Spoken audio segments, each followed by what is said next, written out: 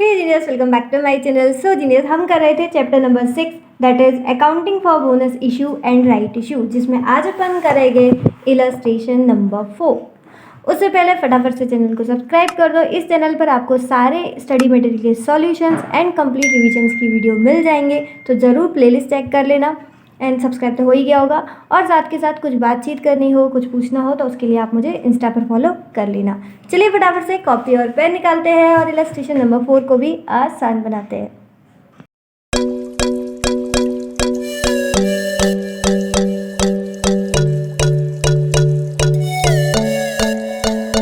पहले क्वेश्चन को अच्छे से रीड करना है। Following is the extract balance sheet of Preet limited as a 31 March 2021। तो इस डेट की हमें बैलेंस शीट गिवन है, और balance sheet final balance sheet नहीं है। देखना, ये क्या गिवन है, एक्सट्रैक्ट बैलेंस शीट है, यानी कि कुछ हिस्सा गिवन है बैलेंस शीट का। ठीक है, सबसे पहले यहाँ पर दे रखा है ऑथराइज्ड कैपिटल, जिसमें प्रेफरेंस शेयर कैपिटल है and then equity share capital है। ठीक है, प्रेफरेंस शेयर्स ऑथराइज्ड है आपके 15,000 एंड इक्विटी शेयर्स है 1,50,000, और इनका वैल्यू भी आपको गिवन है 1,50,000, 15 लाख। ठीक है ना, टोटल हो गया आपका 16,50,000। उसके बाद दे रखा है इशूड एंड सब्सक्राइब्ड कैपिटल, जिसमें प्रेफरेंस शेयर्स है 12,000, उनका वैल्यू हो गया 1,20,000, और इक्विटी शेयर्स है 1,35,000 के शेयर, इनका वैल्यू कितना है 10,80,000। तो ये हो गई बात कैपिटल की, ये हो गया शेयर कैपिटल की बात। और आगे बढ़ते हैं reserve and surplus. Reserve and surplus में सबसे पहले गिवन है general reserve 1,80,000, capital redemption reserve 60,000, securities premium 37,500 and last profit and loss account 3 lakh. आगे बढ़े उससे पहले मुझे आप ये बताइए कि इसमें स्पेसिफिक रिजर्व्स कौन से हैं और फ्री रिजर्व्स कौन से हैं।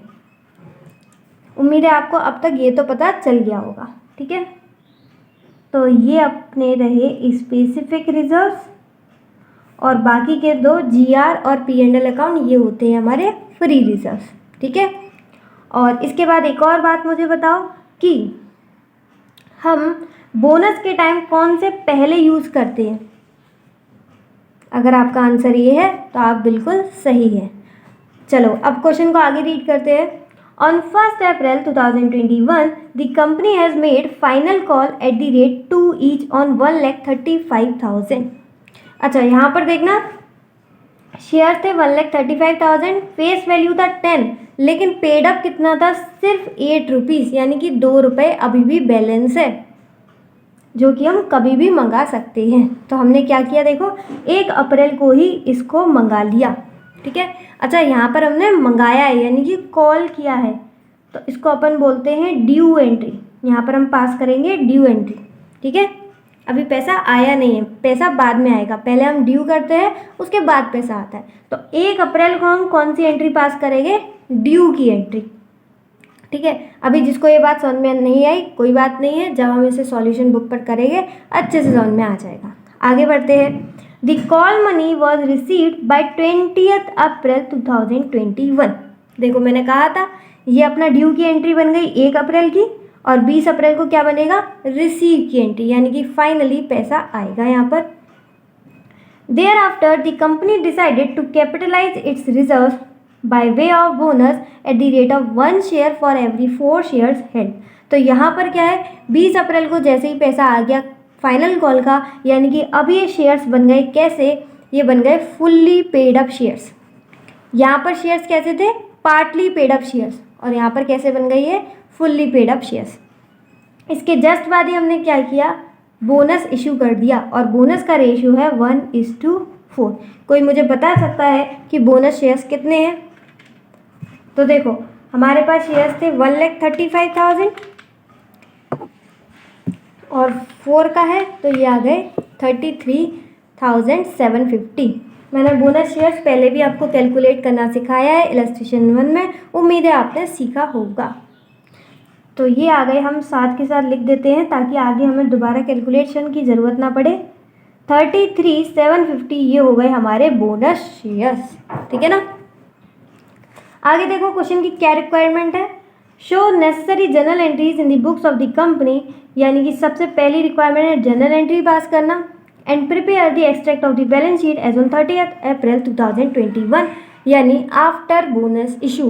तो पहला हो गया हमारा जनरल एंट्री और दूसरा हमें बनाना है बैलेंस शीट, और बैलेंस शीट भी फाइनल बैलेंस शीट नहीं बनानी है, सिर्फ उसका एक टुकड़ा यानी कि extract of the balance sheet, ठीक है ना।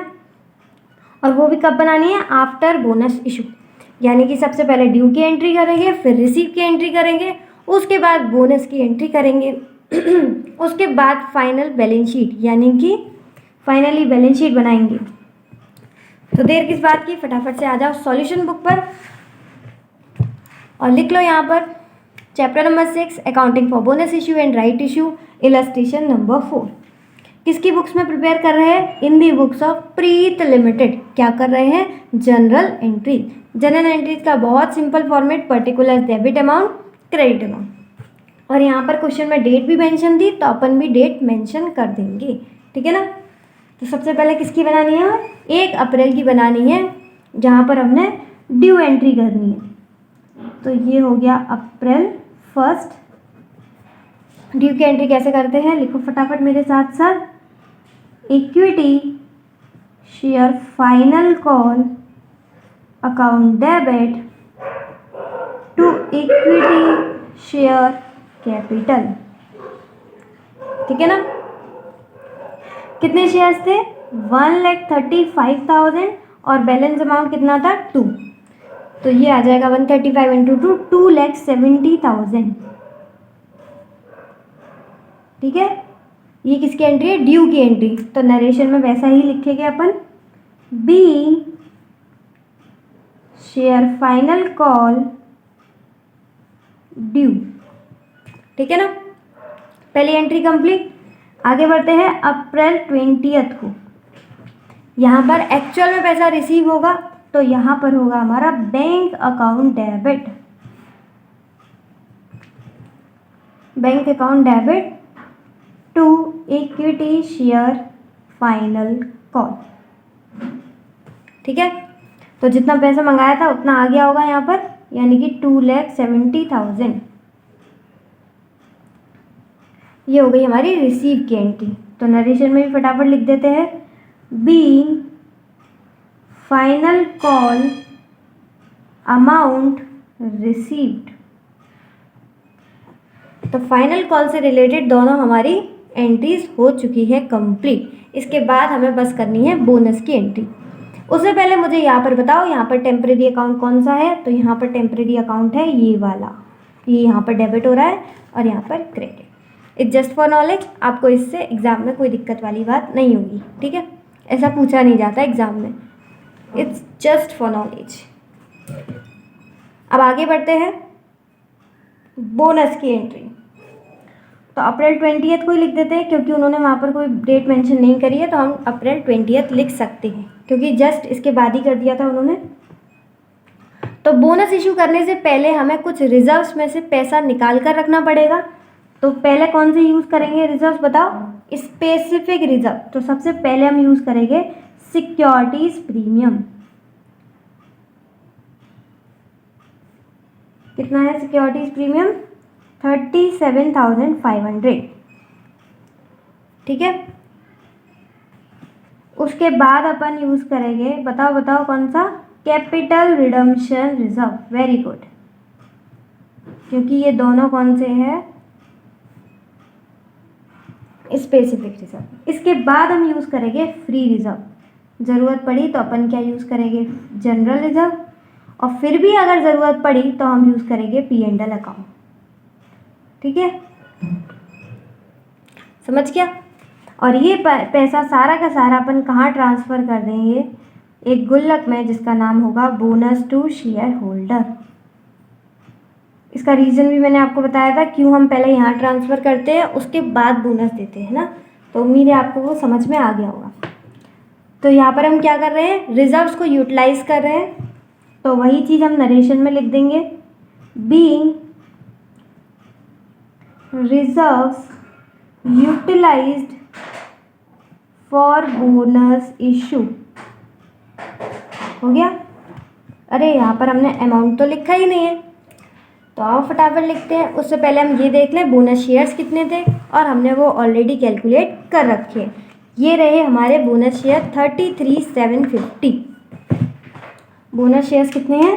33,750, और 10 रुपीज़ का एक है, यानी कि हमें कितना टोटल पैसा चाहिए? 3,37,500। 3,37,500, जिसमें हमें 37,500 तो मिल गए हैं। अब हमें बस चाहिए 3 लाख। तो कैपिटल रिडम्पशन रिजर्व में देखना कितना पैसा बचा है। कैपिटल रिडम्पशन रिजर्व यहाँ पर 60,000। आपको ये मत पूछ लेना कि मैम हमने जीआर क्यों नहीं यूज़ किया पहले। जीआर तो पहले लिखा है, तो इसका रीज़न मैंने आपको पहले भी बताया है कि पहले हम स्पेसिफिक रिजर्व्स यूज़ करते हैं, उसके बाद फ्री रिजर्व। ठीक है, देखो फ्री रिजर्व तो कहीं भी यूज़ कर सकते हैं, तो यहाँ पर क्यों यूज़ करें? पहले उनको खाली क्यों करें? पहले स्पेसिफिक रिजर्व यूज़ करते हैं ना, फ्री रिजर्व को बचा के रखेंगे, और भी चीज़ों में काम आएगा। तो हमने सिक्योरिटीज़ प्रीमियम यूज़ कर लिया 37,500, और हमने CRR यूज़ कर लिया 60,000। क्या अभी भी हमें पैसों की ज़रूरत है? बिल्कुल ज़रूरत है। 37,500 तो यहाँ से आ गए, 37,500 यहाँ से आ गए, 60 और 3 लाख बचे थे, 3 लाख में से 60,000 यहाँ आ गए। अभी भी हमें और चाहिए 240, तो उसके लिए GR यूज़ कर लेते हैं 1,80,000, और लास्ट में हमें 60,000 बचे, वो हम P&L अकाउंट में से निकाल लेंगे। ठीक है, तो ये सारे के सारे हमने रिजर्व्स यूज़ कर लिए और उसे ट्रांसफ़र कर दिया bonus to shareholder. Finally bonus दे देंगे, तो उसकी भी डेट अपन अप्रैल 20 लिखते हैं। आप चाहो तो 1-2 दिन आगे बढ़ा सकते हो, कोई भी दिक्कत नहीं है डेट वगैरह में। इंस्टीट्यूट ने तो डेट लिखी भी नहीं है, अपन वो भी लिख रहे हैं, बहुत बड़ी बात है। तो यहाँ पर हमें बोनस फाइनली हम दे रहे हैं, तो बोनस टू शेयर होल्डर, यहाँ से पैसा निकाला जाएगा और उनकी इक्विटी शेयर कैपिटल बढ़ा दी जाएगी टू इक्विटी शेयर कैपिटल। कितने शेयर दे रहे हैं हम? 33,750 इंटू 10, दैट इज 3,37,500। यहाँ से पैसा निकाला जाएगा 3,37,500। ठीक है ना, तो हम बोनस दे रहे हैं, तो वही यहाँ पर लिख देते हैं being capitalisation of profit. Previous illustration में मैंने इस नरेशन का मतलब अच्छे से बताया था, उम्मीद है आपने सीखा होगा। क्या होता है इसका? कैपिटलाइजेशन ऑफ प्रॉफिट और कुछ नहीं बल्कि बोनस इशू का दूसरा नाम है, जिसका मतलब होता है कि हम प्रॉफिट्स और रिजर्व्स को इक्विटी शेयर कैपिटल में कन्वर्ट कर रहे हैं, उसी को बोलते हैं कैपिटलाइजेशन ऑफ प्रॉफिट। बस इतनी सी बात है। तो यहाँ पर हमारी फाइनली जनरल एंट्रीज खत्म हो गई। पहले हमने फाइनल कॉल की बना दी और उसके बाद हमने बोनस इशू की। उम्मीद है आपको पूरी अच्छे से जनरल एंट्रीज समझ में आ गई हो। कोई दिक्कत है तो कमेंट सेक्शन तो भाई खुला ही हुआ है, ठीक है ना। चलो, तो अब अपन को सेकेंड रिक्वायरमेंट की तरफ बढ़ते हैं, दैट इज बैलेंस शीट का एक्सट्रैक्ट। कब का बनाना है? एज ऑन 30 अप्रैल 2021। इसका मतलब ये है कि हम ये बोनस के बाद बना रहे हैं, after bonus issue. Balance sheet का सिंपल सा फॉर्मेट, पर्टिकुलर्स नोट्स अमाउंट। ठीक है, यहाँ पर अमाउंट आ जाएगा और इसके लिए जो भी हम नोट्स प्रिपेयर करेंगे उसका नंबर हम यहाँ पर दे देंगे जस्ट फॉर रेफरेंस, ताकि हमारा एग्जामिनर ढूंढता ना रह जाए कि इसकी हमने वर्किंग कहाँ करी है, तो वो हम नीचे कर देंगे। ठीक है ना। अच्छा, बैलेंस शीट में क्या आएगा? Equity and liabilities. कंपनी की बैलेंस शीट है तो इक्विटी आती है, ठीक है, डायरेक्ट लाइबिलिटी नहीं आती। इक्विटी एंड लाइबिलिटीज़ में पहला शेयर होल्डर फंड्स। इक्विटी का मतलब होता है शेयर होल्डर्स फंड। तो शेयर होल्डर्स के 2 फंड होते हैं, share capital, reserve and surplus. ठीक है, उसके बाद लाइबिलिटी, तो लाइबिलिटी में आती है नॉन करंट लाइबिलिटी और करंट लाइबिलिटी। यहाँ पर करंट लाइबिलिटी का कोई मतलब नहीं था, कुछ दे नहीं रखा था, इसी वजह से मैंने उसको लिखा नहीं। ठीक है, और नॉन करंट लाइबिलिटी में क्या आएंगी? Long term borrowing. उम्मीद है आपको अच्छे से बैलेंस शीट का फॉर्मेट समझ में आ गया होगा, बहुत ईजी है। अच्छा, एक बात और, मुझे ये बताओ यहाँ पर शेयर कैपिटल जो लिखी जाएगी वो कौन सी लिखी जाएगी? ऑथोराइज्ड या फिर इश्यूड? तो ये चीज़ आप मुझे कमेंट सेक्शन में आंसर कीजिएगा, ठीक है ना। आगे बढ़ते हैं नोट्स टू अकाउंट में। अच्छा, एक बात और, उन्होंने बोला था क्वेश्चन में कि आपको बैलेंस शीट का एक्सट्रैक्ट बना के रखना है ना, यही तो रिक्वायरमेंट थी क्वेश्चन की। तो आप सिर्फ यहाँ तक नहीं बनाएंगी, अगर आपने यहाँ तक बनाया तो आपको मार्क्स नहीं मिलेंगे। आपको ये जो नोट्स रेफर कर रहे हो ना, इन नोट्स की भी अच्छे से प्रेजेंटेशन करनी है, तभी आपको मार्क्स मिलेंगे। उन्होंने बोला ऐसा है कि बैलेंस शीट का एक्सट्रैक्ट बनाओ, लेकिन साथ के साथ नोट्स टू अकाउंट आपको बनाने ही बनाने हैं। नोट्स टू अकाउंट का फॉर्मेट तो देखो, शेयर कैपिटल के लिए एक नोट बनाएंगे अपन, रिजर्व एंड सरप्लस के लिए एक नोट बनाएंगे। लॉन्ग टर्म बोरिंग्स का बनाओ चाहे मत बनाओ, ऐसी कोई एडजस्टमेंट है नहीं, इसलिए मैं बना नहीं रही।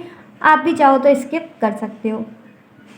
तो सबसे पहला हम नोट्स टू अकाउंट बनाएंगे शेयर कैपिटल में। इसमें क्या क्या आएगा, तो शेयर कैपिटल दो तरीके की होती है, equity and preference share capital. Equity share capital में दो हेड आएंगे, authorise share capital and issued subscribe and fully paid up. Same way में प्रेफरेंस में भी दो हेड आएंगे, authorise share capital, issued subscribe and fully paid up. ठीक है, उम्मीद है आपको पूरा फॉर्मेट समझ में आ गया होगा। ये मैंने पहले से ही लिख लिया था, जिससे कि आपको मैं समझा दूँ जल्दी से और लिखने में टाइम वेस्ट ना हो।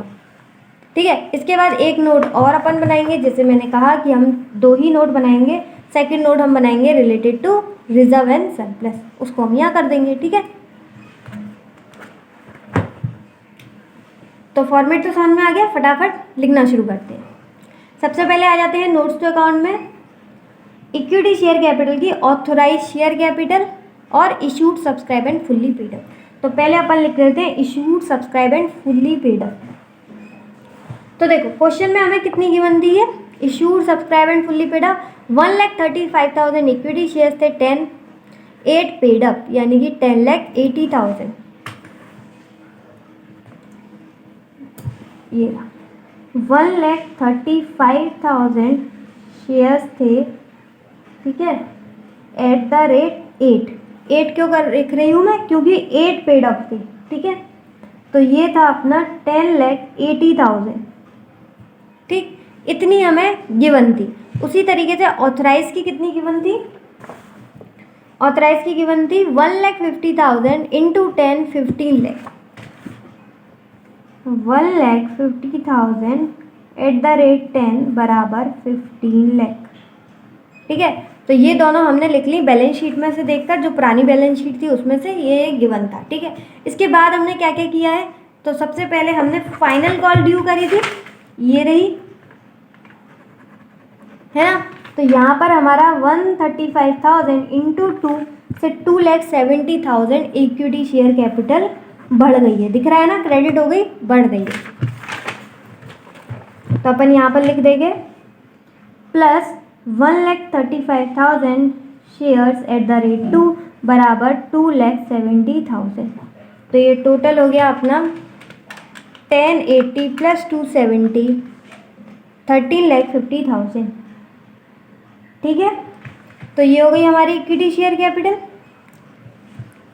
उसके बाद हमने क्या किया था, बोनस शेयर दिए थे, तो बोनस शेयर से भी इक्विटी शेयर कैपिटल बढ़ती है। देखो यहाँ पर क्रेडिट हो रही है, कितने से, 33,750 इंटू 10।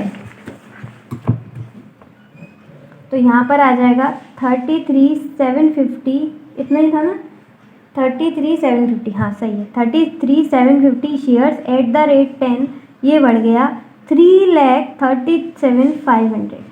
ये बोनस की वजह से बढ़ा है, समझ में आ रहा है ना। ये देखो, ये इक्विटी शेयर कैपिटल गिवन थी, ये हमने फाइनल कॉल करी, तो दोनों हो गई ये पूरी 13,50,000। उसके बाद बोनस की वजह से, ये आपको मेंशन करना है कि ये जो शेयर कैपिटल बढ़ी वो किसकी वजह से बढ़ी है, बोनस शेयर से। तो ये बोनस शेयर से बढ़ी। आप देखो इसका टोटल, तो 3 और 3 6, 5 3 8, ये आ जाएगा 16,87,500। तो इसको अपन आउटर कॉलम में, अरे मैंने इनर कॉलम बनाया तो था, वहीं लिख देती 16,87,500। यहाँ पर लिख देती हूँ मैं इनर कॉलम में 13,50,000 और 3,37,500। ठीक है, आपको ये लिख देना है कि ये बोनस से है, ये आ गया 16,87,500। ठीक है, अब देखो issued subscribe and fully paid up 16,87,500 है, तो यहाँ पर जो ऑथराइज शेयर कैपिटल है इसको भी हमें क्या करना पड़ेगा, 16,87,500 करना पड़ेगा। ठीक है, आपको पता है ना कि issued, subscribe and fully paid up authorise share capital से ज़्यादा नहीं हो सकती। ठीक है, तो इसको भी हमें ये करना पड़ेगा। तो यहाँ पर हमें कितने से बढ़ाना पड़ेगा इसे, ये हमें बनाना पड़ेगा, ये हमें करना पड़ेगा 1687,500, तो ये बना देंगे हम 387,500। ठीक है, ये गलत कर दिया मैंने, ये हम बढ़ा देंगे 187,500 से, यानी कि अगर मैं शेयर्स की बात करूं तो हम कितने बढ़ा देंगे 18750 @ 10। तो इतने शेयर से हम ऑथोराइज कैपिटल बढ़ा देंगे। मैम हमने कंपनीज एक्ट में तो ये पढ़ा था कि ऑथराइज कैपिटल को एवं नहीं बढ़ा सकते, बिल्कुल नहीं बढ़ा सकते। इसके लिए हमें स्पेशल रिजोल्यूशन पास करना पड़ेगा, और यहाँ पर जब हम अकाउंटिंग कर रहे हैं तो हम ये मानकर चलेंगे, ये अजम्पशन लेंगे कि हमारे वहाँ पर एसआर यानी कि स्पेशल रिजोल्यूशन पास हो गया होगा और कंपनीज एक्ट को कंप्लाई अच्छे से कर रहे होंगे। ठीक है ना, तो ऑथराइज कैपिटल हम यहाँ पर बढ़ा देंगे। ठीक है, तो यहाँ पर सिर्फ अकाउंटिंग कर रहे हैं, इसलिए लॉ की ज़्यादा बातें नहीं करेंगे कि एसआर कैसे पास होगा, ये सब यहाँ पर सिंपल एसआर पास हो गया। ठीक, तो ये अपना कंप्लीट हो गया इक्विटी शेयर कैपिटल। यहाँ पर ऑथराइज शेयर कैपिटल भी हो गई और issued, subscribe and fully paid up. फटाफट से एक ग्लिम्स बता देती हूँ। ऑथराइज शेयर कैपिटल ये गिवन थी, issued, subscribe and fully paid up ये गिवन थी। उसके बाद जनरल एंट्रीज में हमने 1,35,000 @ 2 यानी कि 2,70,000 से शेयर कैपिटल बढ़ा दी थी। उसके बाद बोनस दिए थे शेयर्स, उसकी वजह से 337,500 से शेयर कैपिटल बढ़ गई थी। तो ये हो गई हमारे सेकंड वाली चीज़ जो है बोनस से। तो इन दोनों का टोटल करें तो ये हो गया 1687,500। अगर हमारी issued, subscribe and fully paid up capital 1687,500 है तो हमें ऑथराइज को भी बढ़ाना पड़ेगा। तो ऑथराइज हमारी कितनी थी 15 लाख, तो हमने उसको भी बना दिया 1687,500। ठीक है ना, मैंने कोशिश की है पूरी अच्छे से ये वाला पार्ट समझाने की, क्योंकि इसमें इस क्वेश्चन में सबसे टिपिकल पार्ट यही है। बाकी प्रेफरेंस वाला तो यूँ हो जाएगा आपका, यूँ। ठीक है ना, तो अगर ये समझ में ना आया हो तो प्लीज़ कमेंट कर देना, क्योंकि अगर ये समझ में नहीं आया तो आपको एग्ज़ाम में बोनस इशू वाले चैप्टर में बहुत दिक्कत होने वाली है। तो ये अच्छे से समझ लेना, चाहो तो अच्छे से 2-3 बार पॉज करके वीडियो दोबारा देख लो, आराम से समझ लो। तो अब अपन बढ़ते हैं आगे। ये हमारा कंप्लीट हो गया इक्विटी शेयर कैपिटल वाला। आगे बढ़ते हैं preference share capital. Preference share capital again 2 add बनाएंगे, और इसमें कुछ नहीं करना, बस जैसे कि यहाँ पर गिवन है इधर से उठाओ, कॉपी करो और वहाँ पर पेस्ट करो। तो यहाँ पर कितनी है देखो 15,000, ये वाली पूरी लाइन पेस्ट कर दो, पूरा छाप के लिखना है पूरा क्वेश्चन में से। 15,000 12% प्रेफरेंस शेयर्स @ 10 ईच, ये आ गया 1,50,000। सेम वे में यहाँ पर भी कॉपी पेस्ट कर दो, ये लिखा है ना 12,000 वाली पूरी लाइन, ये लाइन कॉपी पेस्ट करो। 12,000 12% प्रेफरेंस शेयर्स @ 10 ईच, ये आ गया 1,20,000। ठीक है, ये आ गया 1,20,000। ये हो गया हमारे कंप्लीट नोट्स टू अकाउंट, किससे रिलेटेड, शेयर कैपिटल से रिलेटेड। अब एक बात सुनो, ये जो हमने ऑथराइज शेयर कैपिटल वाला पार्ट किया है ना इक्विटी में और प्रेफरेंस में, ये जस्ट फॉर प्रेजेंटेशन है, यानी कि इसको आपको यहाँ पर लेकर नहीं जाना है। ठीक है, तो ये चीज़ और ये चीज़ जस्ट फॉर प्रेजेंटेशन है। आपको ऊपर क्या लेकर जाना है, एक ये इशूड सब्सक्राइब किसकी, इक्विटी की, और इशूड सब्सक्राइब किसकी, प्रेफरेंस की। तो फटाफट इसको उठाओ दोनों को और ऊपर ले जाओ। तो शेयर कैपिटल में हमारे 2 होंगे, इक्विटी और प्रेफरेंस। इक्विटी कितनी है 1687,500 और प्रेफरेंस कितनी है 1,20,000। दोनों को प्लस कर देते हैं, 1687,500 प्लस 1,20,000, ये आ गया 18,07,500। ठीक है, एक बार कैलकुलेशन देख लेना मैंने सही किया है कि नहीं। ये हो गया अपना पूरा। तो शेयर कैपिटल खत्म हो गया। आगे बढ़ते हैं रिजर्व एंड सरप्लस पे। ये तो बहुत ही सिंपल है, ये आ गया रिजर्व एंड सरप्लस। तो सबसे पहले तो रिजर्व एंड सरप्लस यहाँ से उठाते हैं एक एक करके। पहला है general reserve, CRR, securities premium, P&L account. तो ये अपन को गिवन है जनरल रिजर्व कितना गिवन है 1,80,000, CRR 60,000, उसके बाद securities premium 37,500 and last P&L account जो कि गिवन है 3 लाख। तो ये अपन को गिवन है। अब जनरल एंट्रीज में आपको याद होगा हमने इसमें से पैसा निकाला था, इसमें से निकाला था, इसमें से निकाला था और इसमें से, यानी कि सब में से हमने यूटिलाइज किया था, जिसमें जनरल रिजर्व, CRR और सिक्योरिटी प्रीमियम ये तो हमने पूरा ही खाली कर दिया था। ठीक है, तो फटाफट इसे करते हैं 1,80,000। तो यहाँ पर बचा नील। अच्छा, क्यों खाली किया वो भी लिखो, यूटिलाइज्ड फॉर बोनस इशू। यहाँ भी 60,000 पूरा का पूरा खाली हो गया, ये बच गया नील। यहाँ भी लिख दो यूटिलाइज्ड फॉर बोनस इशू। इसके बाद सिक्योरिटीज प्रीमियम 37,500 ये भी पूरा खाली हो गया नील। तो यहाँ पर भी लिख दो utilised for bonus issue. I know बार बार सेम बात लिखने में आपको मन नहीं कर रहा होगा, बट अगर हम यहाँ नहीं लिखेंगे तो हम एग्ज़ाम में पक्का भूल जाएंगे लिखना, ऐसी प्रेजेंटेशन करना, इसलिए अपन साथ के साथ ऐसा लिखते हैं। यहाँ भी हमने यूटिलाइज किया था, यूटिलाइज्ड फॉर लिखते जाओ, एग्ज़ाम में बहुत काम आएगी यही प्रैक्टिस। अच्छा, ये हमने पूरा नहीं यूज़ किया था तो अपन देख ले रहे हैं हमने कितना यूज़ किया था 60,000। तो यहाँ पर कितने से माइनस हो जाएगा 60,000 से, तो ये बच गया 2,40,000 हो गया। तो ये अपना रिजर्व एंड सरप्लस का भी बन गया नोट्स। बहुत सिंपल था, जो जो जितना जितना दे रखा है वो लिख दो, उसके बाद जितना जितना हमने यूज़ कर दिया उसको माइनस कर दो। ये तो हमने पूरे ही खाली कर दिए थे और ये हमने सिर्फ और सिर्फ 60,000 तक माइनस किया था, इसलिए अभी भी P&L अकाउंट में कितना बचा हुआ है 2,40,000। तो कितना बचा है 2,40,000। ठीक है, तो ये अपने हो गए, सबसे बड़ा काम तो हमने कर लिया। एक छोटा सा काम रह गया नॉन करेंट लायबिलिटीज में लॉन्ग टर्म बोरोइंग, तो उसमें कुछ नहीं करना। अच्छा, इसमें है ही नहीं प्रेफरेंस शेयर्स, इक्विटी शेयर्स, मुझे लगा यहाँ पर होगा।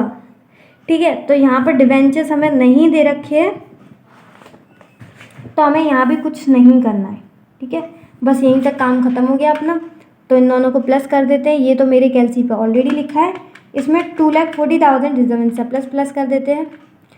ये आ गया, ये गलत आ गया शायद, 18,07,500 प्लस 2,40,000 ये आ गया 20,47,500 ये आ गया टोटल लाइबिलिटी साइड का। ठीक है ना, इसमें लॉन्ग टर्म बोरिंग्स नहीं थी इसलिए कुछ नहीं लिखा। अगर वहाँ पर डिबेंचर्स वगैरह दे रखे हो क्वेश्चन में तो यहाँ पर आप डिबेंचर्स लिख दीजिएगा और उसका अमाउंट यहाँ पर लिख कर तीनों का टोटल कर देना है, बात खत्म।